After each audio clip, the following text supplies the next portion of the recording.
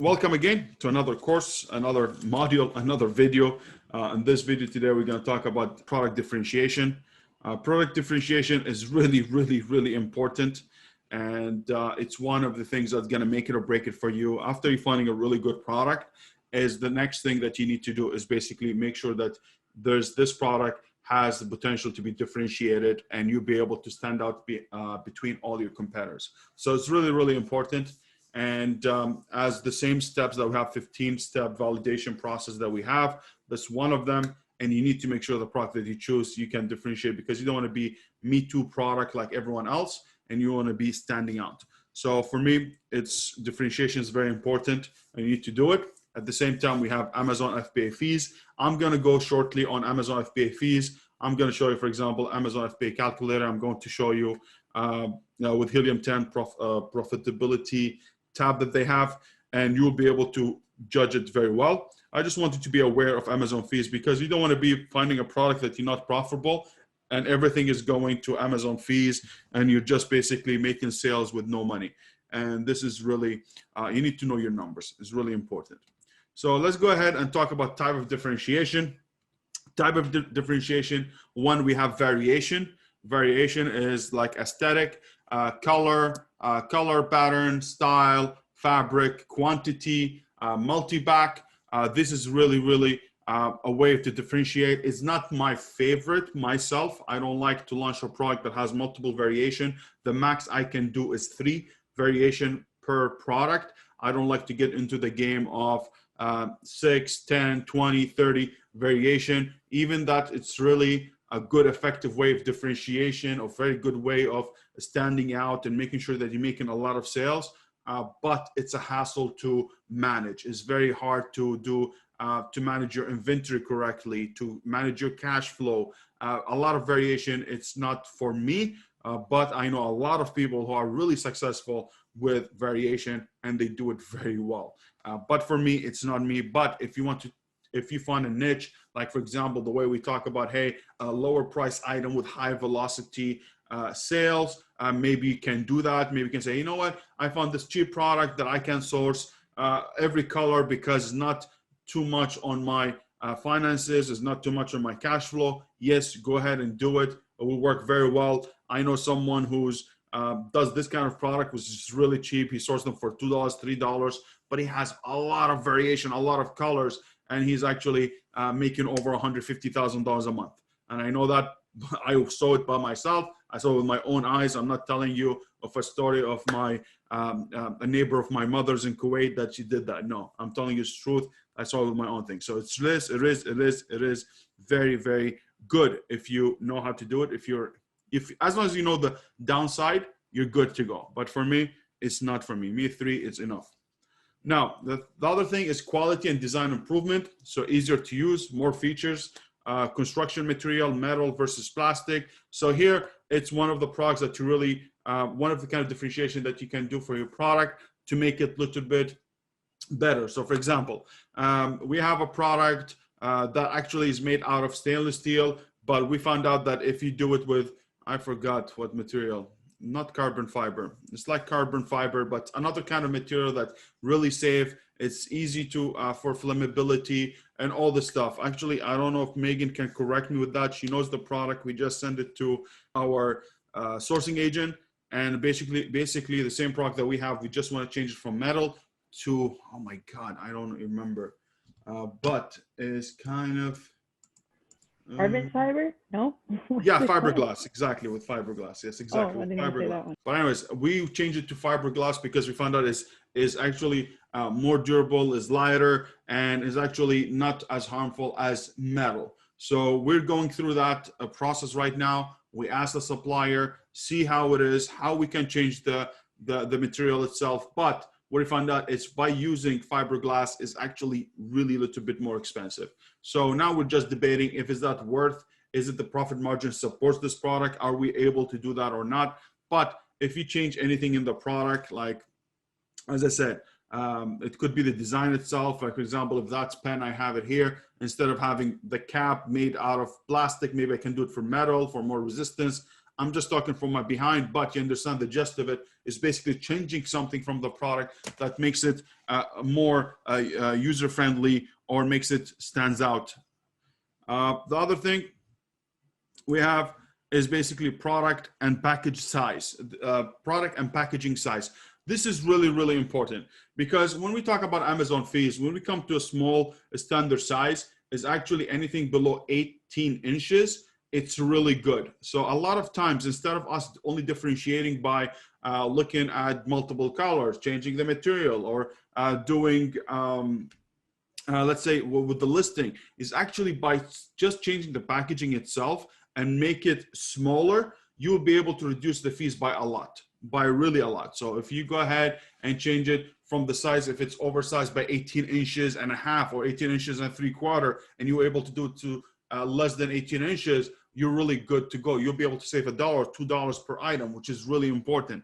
At the same time, you can do the packaging itself. For example, instead of me using, everyone uses big box. Like for example, we're in the process of, there's one product that I'm really interested in. Everyone put it in a big box, in a box, which makes it really, really, it takes more volume, more Amazon fees. So where we thought of, hey, we can achieve the same kind of packaging by having a string bag. So a fabric bag with a nice material with our logo on it, and we'll be able to put all the products in and will be nice. So we'll be able to save in product and packaging size. But please, when you look at this differentiation, do not neglect, hey, I want to make sure that my listing is good, making my images is good, and then you do that. So do not say, hey, I don't need, let me suck on my images, let me suck on my listing and my copyright and all this stuff, but I will have a variation. No, it's not gonna sell. It has to be combined. Everything works together and in a good harmony that to be able to achieve the really, really a good result. So really pay attention to that.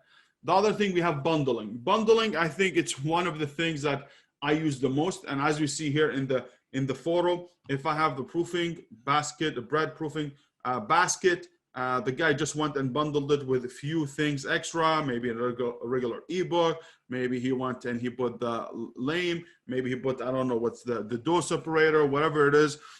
He was able to bundle it. So adding value to an existing product. For example, if I'm selling a notebook, let's say I'm selling my notebook here. If I see a lot of people have a lot of demand on notebook and really a good product, I can add maybe a pen with it. So now having a pen with a notepad, which is something related together, you really can add a lot of value, a lot of perceived value, which is really going to help you a lot. So this is really, really, really important. It's the same thing if I am selling desktop and all of a sudden I can include a mouse with it. This is kind of bundling. It's really a very easy way of being differentiated, but make sure they are related together, really related to the same thing. Do not go ahead. For example, I'm selling a desktop and all of a sudden I go ahead and send them a toothpicks. It just doesn't match. It just doesn't match. Has to be something within the same niche, within the same product line that you can change. So pay attention to that. I see a lot of people say, hey, I bundled it with something else because I found it cheap. Yeah, but they're not related. So the person, the audience that you're trying to target for that specific product is not going to use the other thing that you gave them. So make sure they're related and do not be lazy just because it was cheap or something that, hey, they have an overstock and they have it right away and would like to ship it. It just doesn't make sense. Make sure that it's within the same niche and serve the same purpose, solves the same problem. Now, this is, I see this, I'm telling you, this is by itself, it's really, really, really important note and something you need to pay attention to it a lot. Do not bundle two good selling products together. Example, garlic press and orange juicer. I see that a lot. Someone comes in, and I did that mistake myself as well. Just horrible, horrible, horrible idea. Very mature. I didn't know what I was doing. Beginner, just trusted people, and was a very bad decision. Now, if I want to go ahead and sell a garlic press, do not say, hey, garlic press, orange juicer, they're the same. Both are selling very good. Let me put them together and I'm going to sell it. You're making a big mistake. Why? Because the product itself, they have different kind of keywords that target each product, so which is going to affect your indexing, is going to affect your PPC, your marketing strategy. Everything is going to be different because now if I'm selling a product how I'm going to write the copyright. Am I going to say it's a garlic press or orange juicer? You have to choose one of them. You can't say garlic press and orange juicer just because both of them have high search volume. You cannot do that.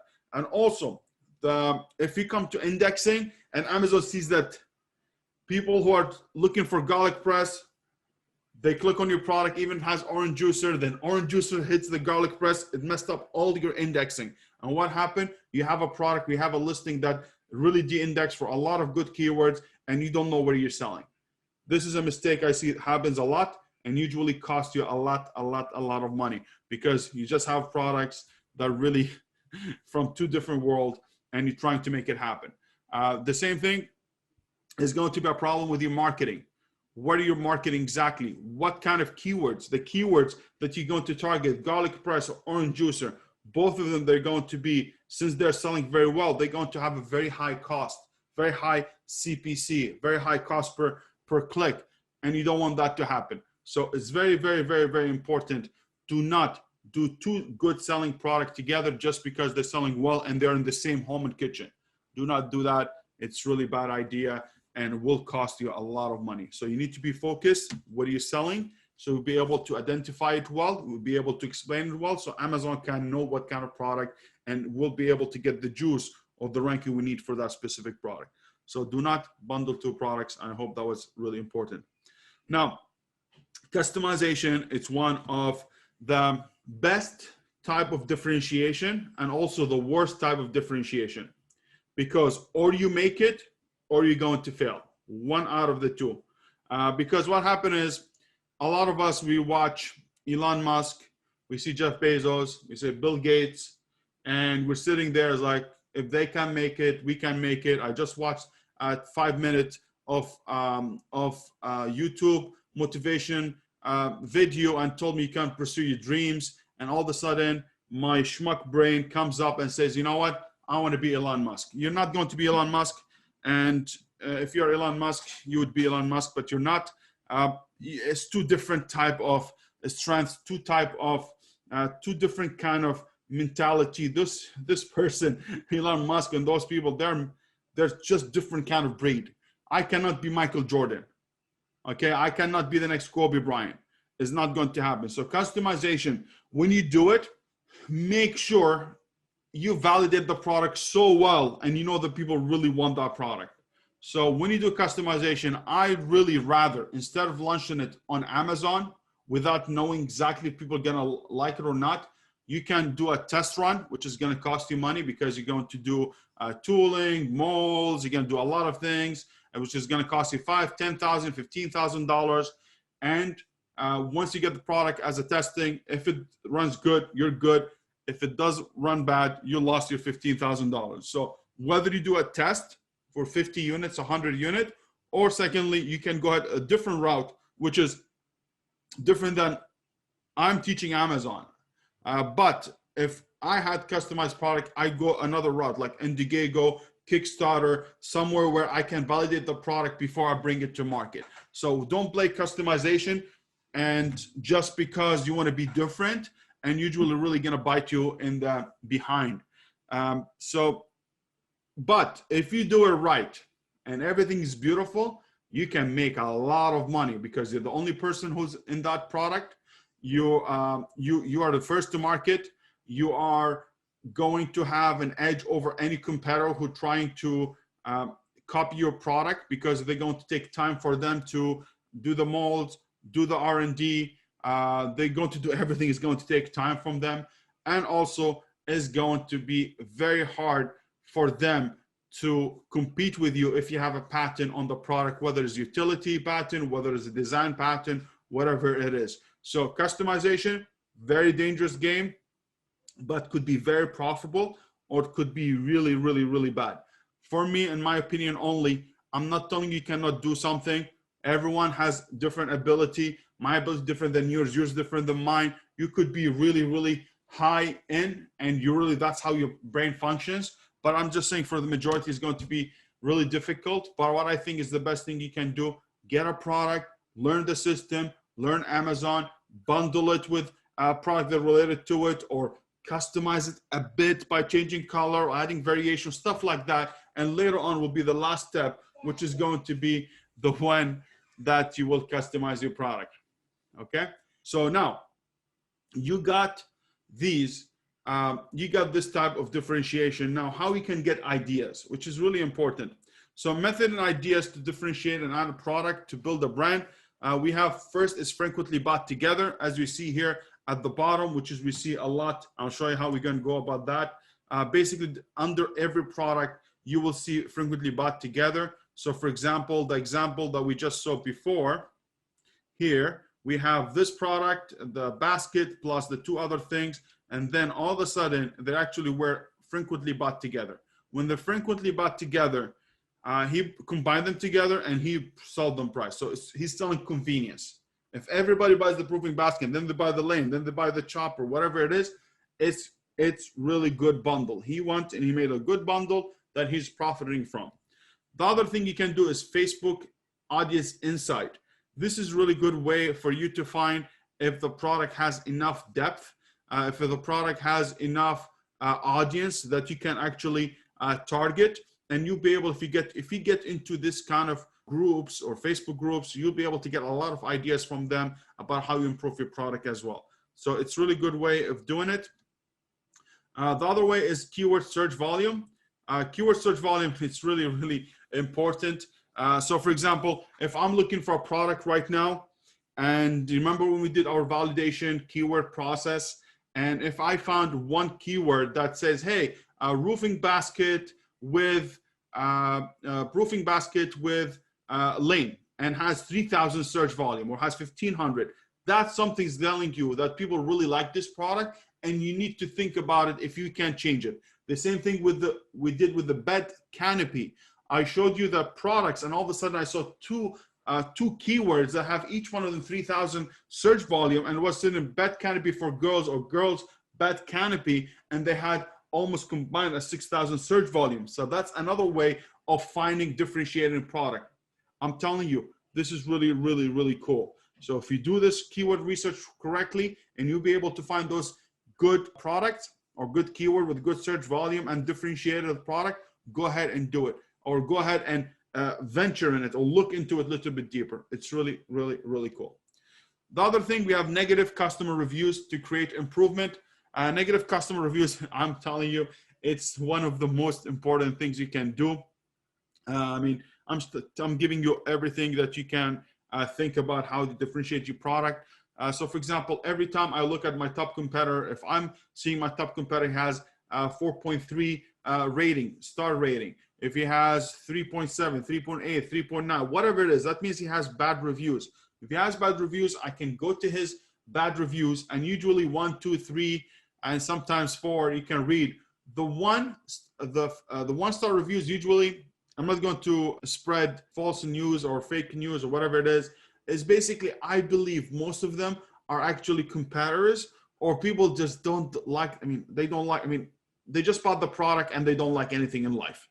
But now you have second, third, and fourth. Usually, some people in the second and third, especially the second and third rating or 2-star or 3-star review rating, what they do usually, they really like the product, but there is something bothering about the product. That's something legitimate. So you need to look into it deeper and say, and be honest with yourself. Is that true or not? Is that true or not? Is that something that really bad? Is that my product that I'm sourcing right now, it doesn't have this issue? For example, I went and looked at the second, third review for the product that I'm looking at, and for the toys, and I saw this person talking about, hey, I love the product. I had a great time with my kids, but unfortunately, after 2 times of usage or half an hour or 1 hour of usage, right away, the product broke. It's not sturdy. It falls off. It breaks down. So now I thought about it. It's like, oh, you know what? That's something I need to ask my sourcing agent to see if they can do better.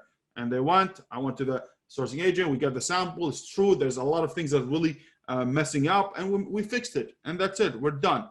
Now, the fourth review and people's 4-star reviews, you can tell me why you're doing it. It's good review. But usually you're going to find those things that people are very big fans of your product, of your brand, but they have one thing that, hey, bugged them. Maybe missing some kind of product, or missing a part, or missing insert card. I mean, they're not going to complain about instant card, but let's say is missing an ebook or missing something with the product that you promised but wasn't delivered because of a mistake from your part or from your supplier. And that's something that you can look into and see, hey, if there's something that you can change. Or some reviewers, they will tell you, hey, this product is amazing if it came in fiberglass, which is one of the things that I looked into. So keep looking at that, and I promise you'll be able to find good things. And Helium 10 made it very easy for us to find negative customer reviews. And it's something I will show you. I will show you, I will share my screen. I will show it to you. The other thing is Pinterest. Pinterest is one of the things I really use. I don't use it for product research as much as I use it for differentiation.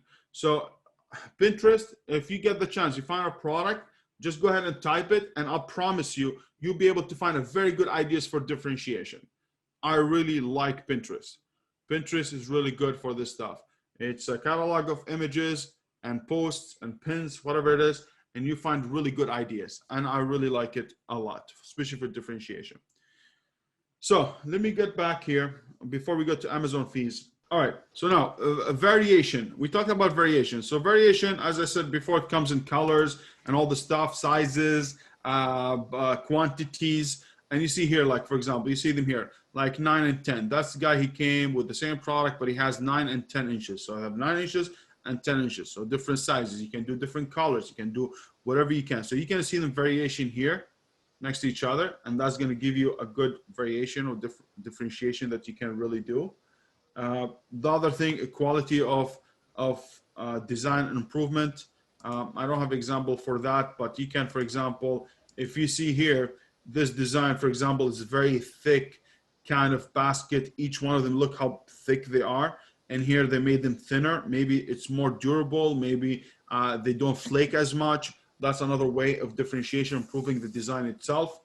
Now, product packaging, this guy, he actually adding packaging. So these people have no packaging, or I don't see any packaging. This guy he added packaging. If it's over 18 inches anyways, and you'll be able to add packaging to make it more giftable, that's a really good way of differentiating yourself. So, and the new toy thing, and I know I put everything in it because I'm aware of the things that needs to be changed and differentiated. Since it's a toy, and I know it's going to be a lot of it giftable, I actually added a really nice packaging with it, with a handle, to make sure that someone can give it. Especially when, in Q4, a lot of grandparents, parents, fathers, mothers, they will send gifts to their nieces or to their, to other kids, or grandparents, send it to grandchildren and all the stuff. Buy it from Amazon, ship it to them directly. They want to make sure it's giftable, really nice thing. So that's why I do the packaging. Now here, packaging, you want to make sure, if I come to profitability size, if I see here, the upside is 10.3, is not more than 18 inches. So he's good to go. So even having a packaging and he's less than 18 inches, he still will be in a small size tier, large standard size. I don't know why is that. Large size just because of the pound. So he has more than 1 pound. So that's why it goes large standard size. But anything over 18 inches is not good. Below is good. And any larger size could be here or could be here. And that's how you change the packaging and make sure it's really, you play with it.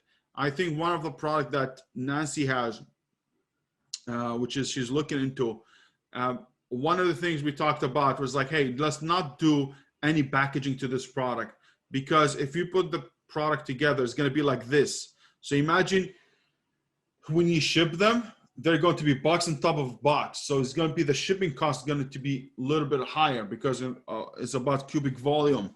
So what I recommended and what we thought about together is like, hey, let's put it in a poly bag, and they will be inserting inside of each other because they're basket, just stack them up. So it's going to take less volume to think about shipping. So that's one of the things we worked on, and we did it. And I'm very happy about it. The other thing, we have bundling. As we see, this guy, he made a beautiful bundle. Beautiful bundle. Exactly. He has the product. He has the packaging. He has the cover. He has the cutter. He has the lame. He had a really, really, really nice package. It looks premium. It looks premium. Like if I come here and I look at everyone else's here, they just don't look as good. I mean, if you go down right away, this guy grabs your attention. He just did it nice, elegant, I think, in my opinion. And I really like it. Then we said bundling, then customization. There's nothing here is customized. You can customize a little bit if you want, but this is how you do it. Now, frequently bought together. Let's get to frequently bought together, which is always you're gonna find them here. So under any listing, I usually go ahead to a listing that already mature, that already has a lot of reviews. I go to them, I come down because they have enough history, sales history that can tell me the data, and I'll be able to say, hey, this product, and they have two books, ebooks or cookbooks. If I go to someone here, for example, 1,566, which is enough reviews, you will see the data is different. You will see the data different. Why? Because they're been there for a long time. They have enough, they can make enough sales. So what happens, you will see everyone buys that with it, and comes up to $34.99. So the other guy, what he capitalized on, where is he? This guy, he did the same thing, exactly what this guy was asking for. Look, these, all of them, and he's charging $40.80. And is he making any money? Yes, he's making $33,000 out of this product, which he just launched at 65 reviews. I mean, I don't mean just, I mean a month ago, maybe 2 months or 3 months ago, but he made the differentiation and he capitalized. But that, after the fact that he has a good images, after the fact he has a good title, he has a good bullet points, has a good listing. Look, he has a good listing. He did everything that other people do. Is there a way for improvement here? Yes, for sure there is some improvement. But as overall, he did a very good differentiation and bundling according to what the audience wanted. Now, let's go ahead, and I want to show you how to go into Facebook Insight and how you can look at that. So now, if I come here and I have run my account in my business manager in Facebook, there's something here called Audience Insight. If I come to Audience Insight, which is, I want everyone on Facebook. If I come here and I take, for example, bread proofing basket, let's say, and let me go back here.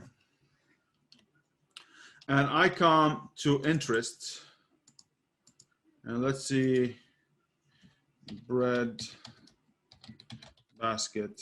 I don't know if you can find anything in bread basket, to be honest with you.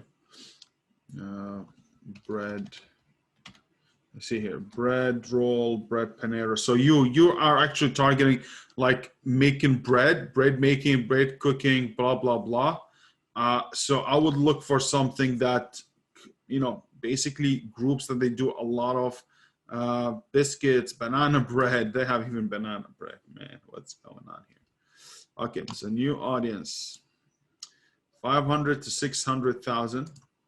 Mostly are women, 81% women, 19% men, which is, this is going to help you also to go ahead and target your audience. You know that they're 81% women, so you don't need to go ahead and target the men. Go ahead and 81. You're going to see the age they have. They have from 18, here's 16, 15, 14. Oh, wow. So you have here, look, this is really cool. So I know if I want to target the audience for this product, I go ahead and target people from 25, actually to 65, but the 65 and higher, you need to really target them really more, because the people who are making the most. So maybe here when you do audience, I'm not gonna pretend I am the master at Facebook ads, but if I do split testing, I will do 2 ads campaigns, one of them for 25 to 64 age, or I can do 25 to 54. That's one age. Target audience, and then the second audience is going to be 55 to 65 and plus. So 55 and unlimited, basically. That's really, really cool. You can do relationship status. Married people, they like to, it looks like, spice up their life, and they do bread together to make sure they spice up their life. I think if you're over 65 years old, that's the only thing you can do, is basically make some bread, and you know, you cannot do much. So I'm not saying, you know, about age or ability. I'm just saying, you know, no TV, nothing, make bread. The other thing we have here, college, high school, college, grad school. Oh, wow, that's cool.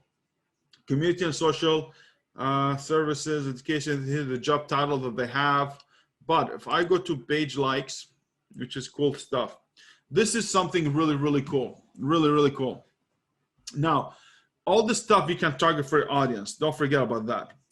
But what I can do here is basically I can find, oh, like a Blue Apron. That's one of the categories or audience that I need to target. People who like to make stuff at home.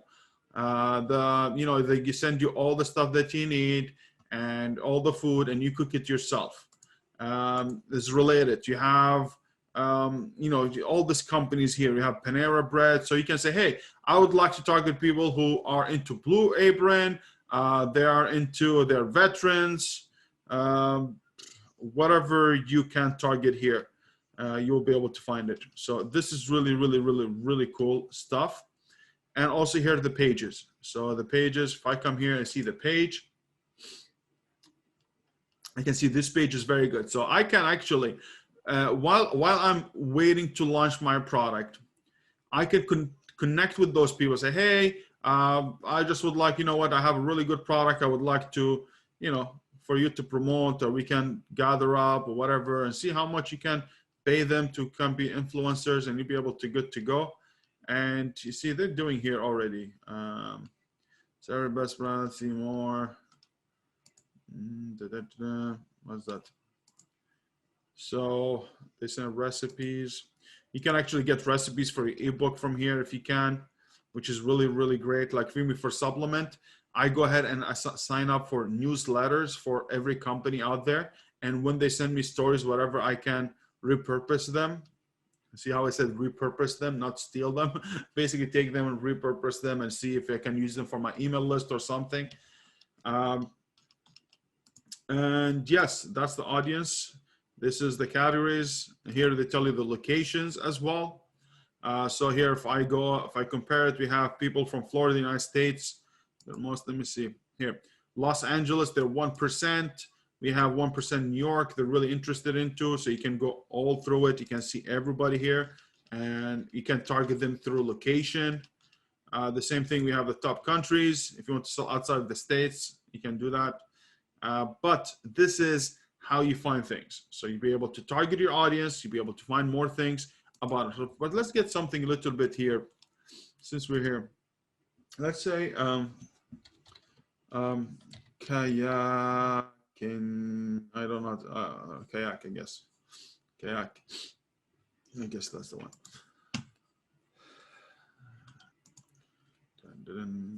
Okay, kayak is actually in the middle, split 50. I didn't expect women to be more than kayaking than men.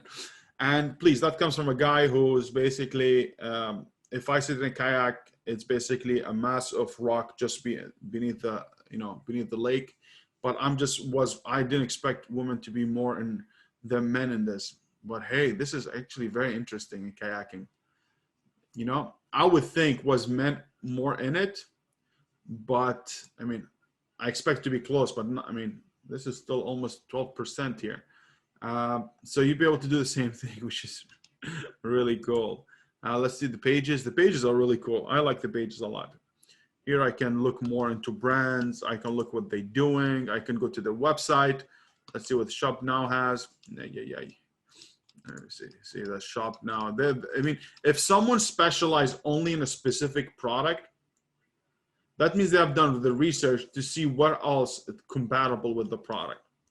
So if I find something and I see, hey, all people are selling a regular bag, insulated bag like the Yeti, but now they're coming with material type, duffel bag style. Hey, why not? That could be something I need to look into. Or these chairs, remember they popped a lot in our research, right? Those foldable chairs. Sorry, Big Bear chair. Hopefully it can handle a bear to sit on it. That's very interesting. Big bear, like me, polar bear. Let's see what happens. So that's where you really, you can dig deeper into your audience and you can look more.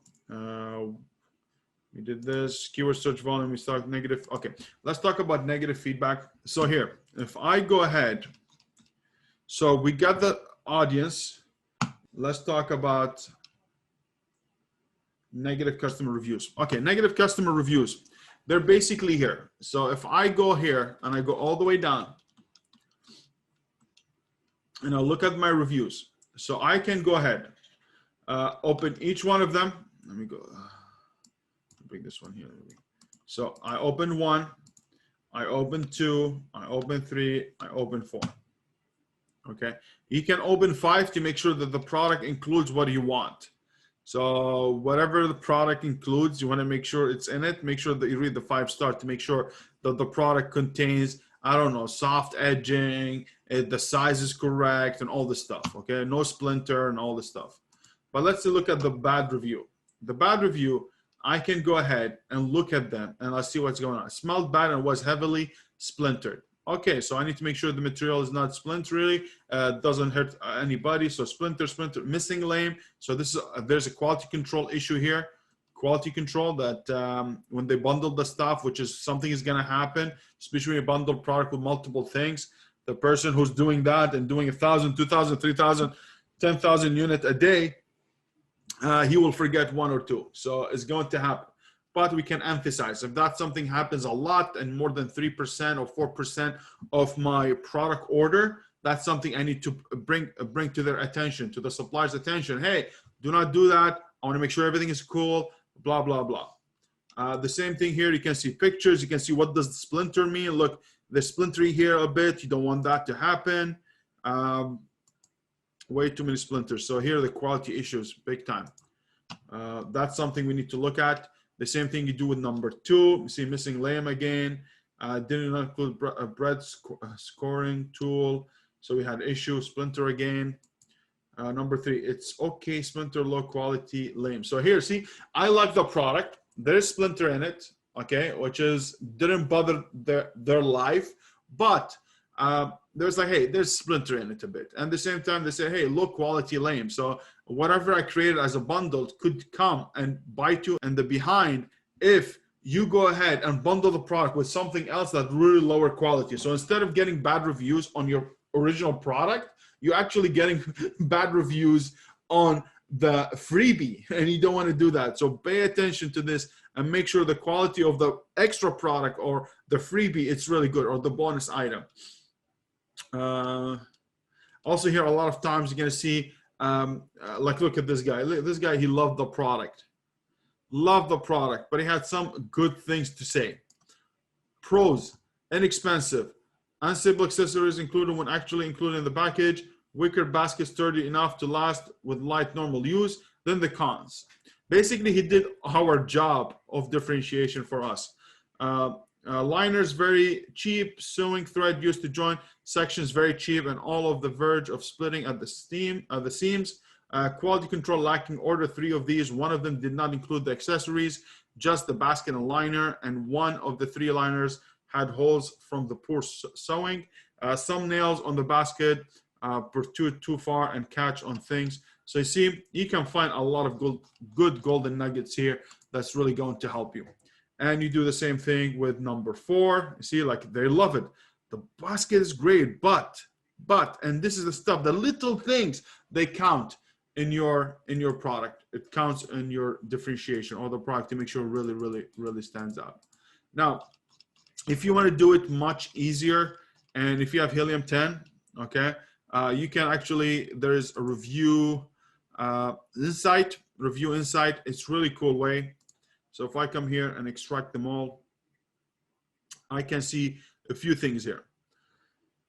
Now, I can export it and gives me a file, and I can go ahead and sort them by the type of reviews that I need. So 1, 2, 3, 4, whatever. So if I come here, I can come here and say from the largest to the lowest. I can do all the 5-star rating, or I can choose which one I want. 3, 4. I want to see the 1 and 2. It's going to find you 1 and 2, and it's going to find you all the body, what's the main keywords, and all the stuff that's happening here. So the body, what it is, and you'll be able to find good things. But if you wanted to go ahead and do it the other way, and I come here, I do the same thing, review inside, and I just choose what I want. Let's say I just want the 1 and 2 star. I can extract it and gives me only 1 and 2, just to look at them very quickly here. The same time, what it does here, for example, when I come to analysis, it actually is going to tell me poor quality did not.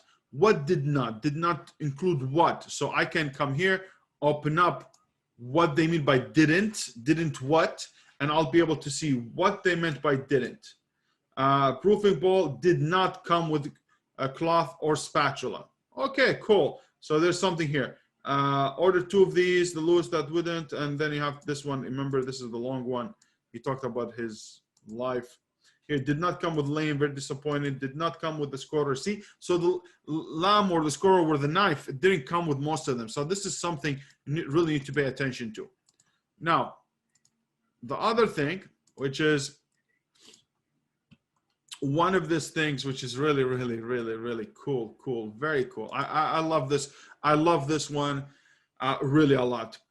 Now, let's say I'm trying to do variation and I don't know which one is best, 9 or 10. If I go ahead and run my X-ray, pay attention to this. This is already another golden nuggets, or I believe it's a golden nuggets. Which one I'm going to launch? You have this one, you have this one. Both of them look the same. You don't know which one is which, and you don't know which one to launch first. Now, if this product has variation, I can say maybe 30% to 50% of the time, Helium 10 or Jungle Scout or Viral Launch will be able to find you each variation and how much they're making. Very rare. But if the product or the listing itself has been there for a long period of time and accumulated enough data, or the software accumulated enough data about the specific listing with its variation, we'll be able to spit out the revenue on a child level, on a variation level. But most of the time, you don't know how it works. You don't know which one is which. But if I have something like this, 181,000 or 127, so I know 181,000 is selling the best. But at the same time, you need to check in deeper with validation to say, hey, 10 inches proofing basket. If everyone's selling 10-inch proofing basket and there's like 50 competitors, and here I'm making 127,000, but 9 inches maybe has 5 competitors to 10 competitors, most likely I'm going to do the 9-inch because I don't want to compete with 50 people. I want to compete with less people, okay? Or maybe that's a new product to the market that I can really dominate with because nobody else has. But if I go ahead and run my review insight, which is I want all of them, extract, this is where you're going to find your game point. You get the ASIN, you get the other ASIN, you get the size, and you get the review counts.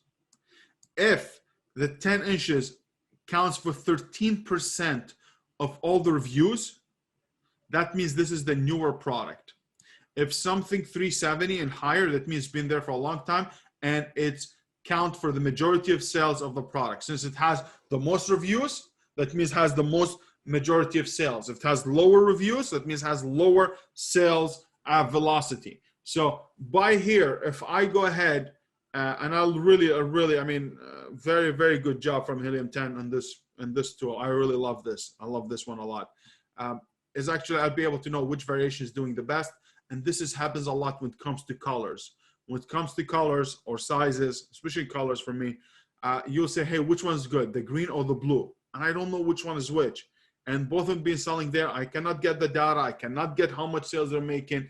I can base it on this data to say, hey, listen, if this counts for majority of the sales, that means the blue is a good one. Or the green has the lowest reviews, or it counts for less review share is lower, then this is the least favorite one. And I can work my way from, if I don't have the capital to launch the whole colors at the same time, I can start with the best one, then the second best, third best, and blah, blah, blah, until I go all the way down. So this, trust me, really, really, really cool way of finding which child listing is doing the best. Now, the other thing we are going to talk about is basically the Pinterest. This Pinterest is very easy, very explanatory, I guess that's how they say it. Let's go Pinterest, and let's go proofing basket, and let's see what we have. So if I come to proofing basket, I can get ideas here. So I can go ahead, which is proofing basket looks like there's not much you can differentiate. I mean, you can differentiate with sizes here, like we see here, sizes. You can get a very good ideas about how your image is going to work. Like this one, you can, hey, after you use them and everything is done, maybe you can put them as a holder for whatever things that you do. You can have a really nice, good ideas for pictures. And actually we use that a lot, especially Megan and I, Megan, which is the one who does the pictures for us. And she really pay attention to what the main image should be and all the stuff. I come to Pinterest a lot to see what's the main image, which one is the best, which one is not the best. And I can go through it more and more. But here, for example, I have this one. I don't know what is this. French proofing basket, French wicker proofing basket, vintage. So vintage French basket. I don't know if that's a good differentiator. Our guy is here on Amazon. He's doing a good job. Here is the problem with proofing basket is not much you can differentiate, but maybe here we have this tool. Actually, this is interesting.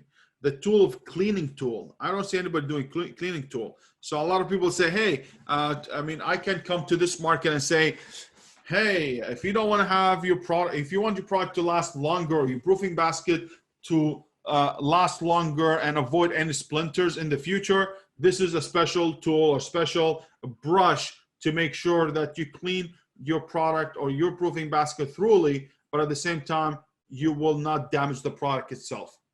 So that could be another way of doing it. So look into it deeper and deeper and deeper. But look, I just looked for 2 seconds. I found this price.